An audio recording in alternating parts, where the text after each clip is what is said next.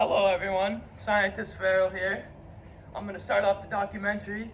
We're just going to be talking about social media today and all the negative effects it has on the younger generations. We're going to be honing in on a few topics. One is going to be media multitasking. And then the second is going to be, the second... All right, I got it from here. Our second topic we're going to be covering is the direct correlation between social media and anxiety and depression. Oh, I forgot to introduce myself. I'm scientist. I'm a scientist. I'll take it. Ronaldo. Hi there, I'm Dr. Tarantino. As social media has developed, we have not yet researched the dangers and effects of it, such things as desensitization to violence and addiction. In this documentary, we help me out, guys. Yeah. The title of the documentary is Brian Rod. Wait, what? Brian Rod. No, it's Yeah, Brain Brian Rot. Rot. Brian Brian Rod. Rod. Yeah. Say Brain Rot. Brain Rot. Hi everyone, I'm Scientist Farrell, and I'm here to talk about an idea that we like to call media multitasking. Media multitasking stems from the use of social media in teens and just Gen Z as a whole, and it's really bad and really deteriorates one's focus when trying to do more than one activity. Studies show that over 97 participants believe that multitasking actually increases efficiency in their day-to-day life, when in reality this is the complete opposite. Multitasking actually deteriorates one's ability to focus on anything that they're trying to do, and it's just really bad in general for getting tasks done day to day. British neurologist Lady Greenfield even steps in and takes this into a much deeper dive and connects the use of drugs to the use of social media and getting likes and comments. She talks about the reward center of the brain and how it reacts to instant gratification, and how this almost steals the complete attention and lifetime of a young human, the same way drugs can steal the life from an addict. To put this into perspective, let's take a look at a scene of a student who cannot focus in class due to media multitasking and the use of social media. Following up from our previous class where we learned about BMI, BMI is actually the body mass index, which is a scale of your body's weight compared to your height and its relative healthiness, whether you're overweight or underweight. What they don't take into account for is lean muscle mass versus fat muscle mass, where lean muscle mass can actually weigh more because it's dense. Are you listening? We also learned last class that my father was a manticore. My mother is a mermaid.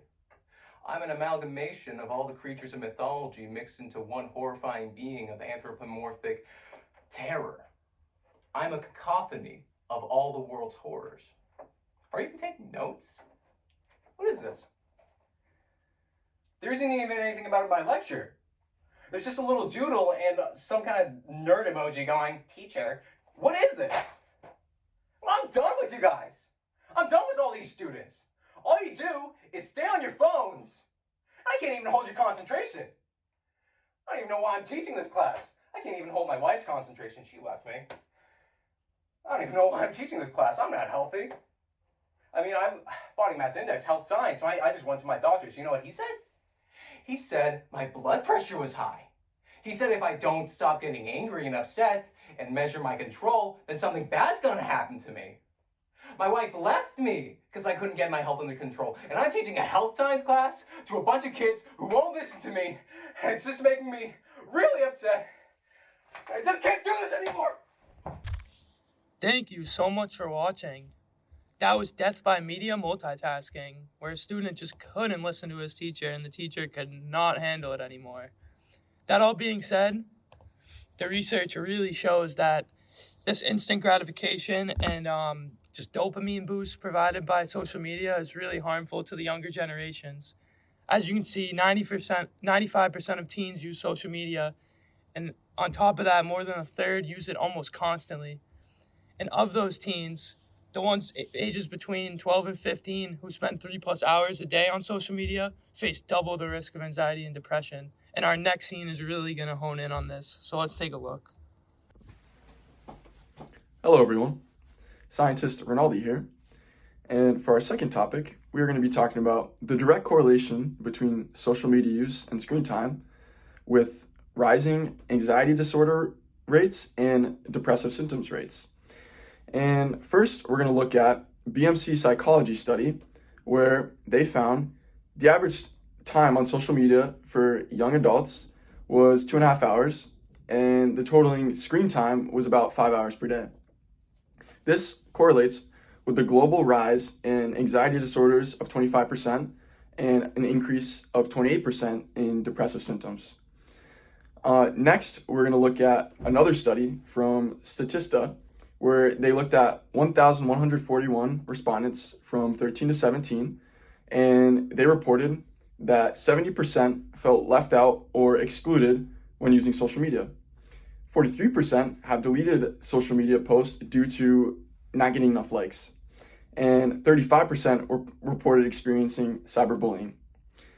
And here's a little graph right here.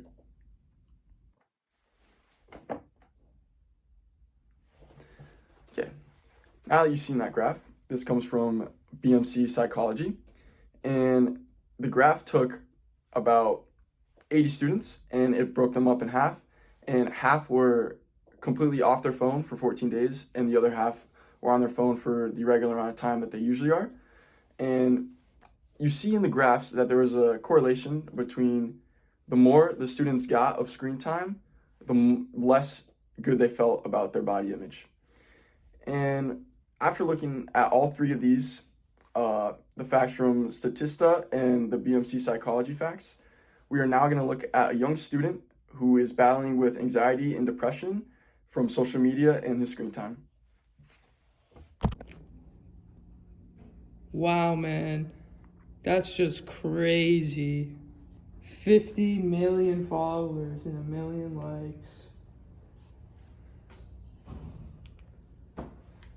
That's never ever gonna be me in 1,000,000 years. Why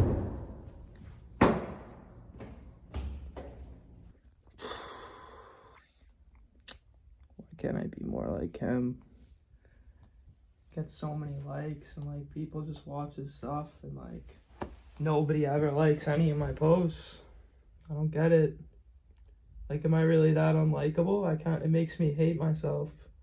And like, I have no confidence. I'm never gonna go up to someone because I just get no Instagram likes. If you don't like my Instagram, why would you like me in person?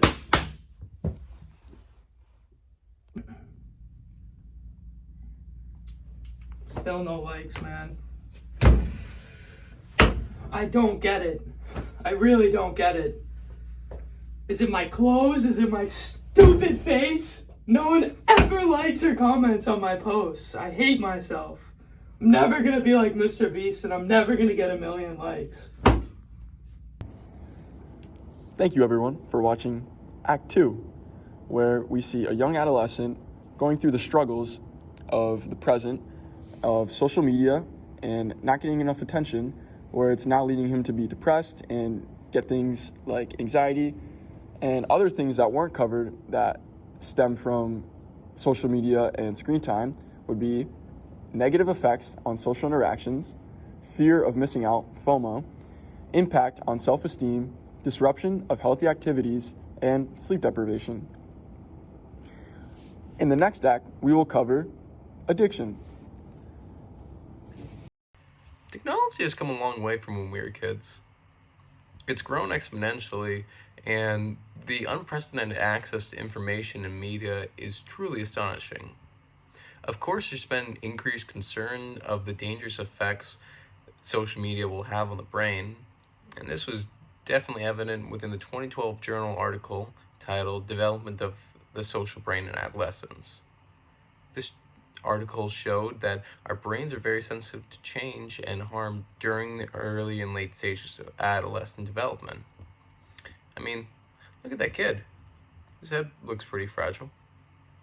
But I digress. The prevalence of both short-form and violent media on the internet has given rise to studies on both the addictive and desensitizing nature of social media. Research out of the Psychiatric Research Neuroimaging Journal finds that the effects of social media on the brain match the same effects of that as a drug addict.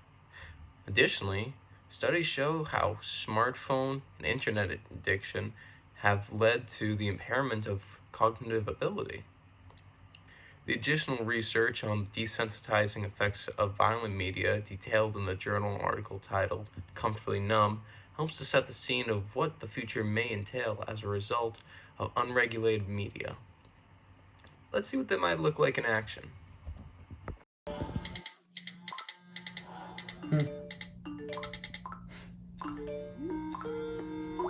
Nice.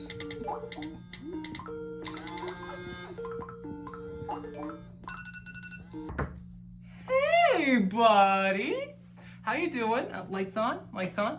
Oh, no, okay. I know you just having a little decompression. You're just doing your you time. It's just, it's been a while since I saw you. I was hoping that you could get out of your room for a little bit, and maybe your you time could be a little we time. It might be nice to get together and just, okay. Lights off? Oh, okay, I'll just, okay.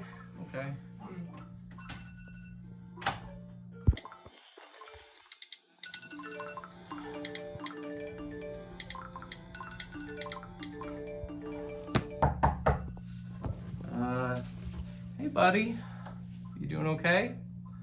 You've been in your room for a little bit, and I don't know if you know this, but it's actually a special day. I was hoping that, maybe we could celebrate together. It's just, maybe you could come out of your room. Yeah, later, maybe. Okay. Just come out. Yeah, later. Okay. Just later. Okay. Later.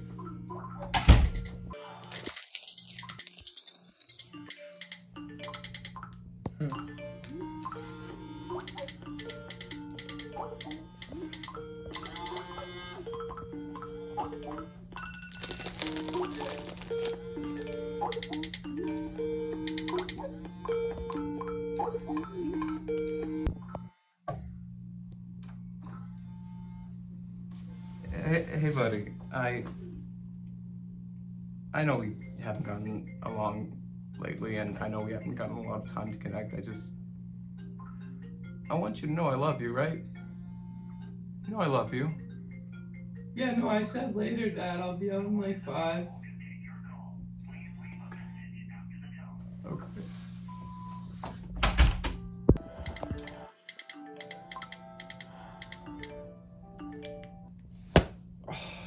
No more battery.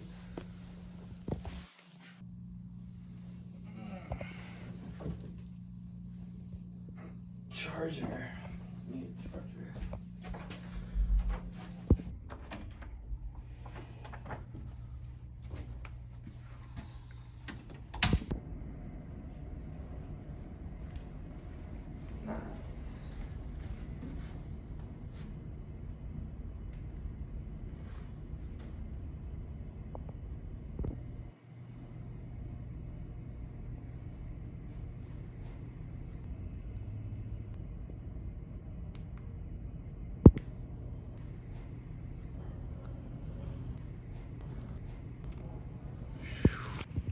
Thank you for watching the third and final act of Brain Rot, where we see a dark possible future or present where a generation has begun to lose critical and emotional awareness as a result of their social media addiction. As we can see, the market need to create addictive short-form content has resulted in media that hacks the brains of our young and impressionable generations. The exponential growth of social media has created avenues that have brought people closer than ever, yet at the same time, more distant than ever before. Ending this with a few words from our own scientist, Rinaldi, we must take action in recognizing and regulating this technology because If we aren't going to protect our children from social media, who will? Thank you for watching Brain Rot. Excuse me, sir. What are you doing in my son's bedroom? What do you mean?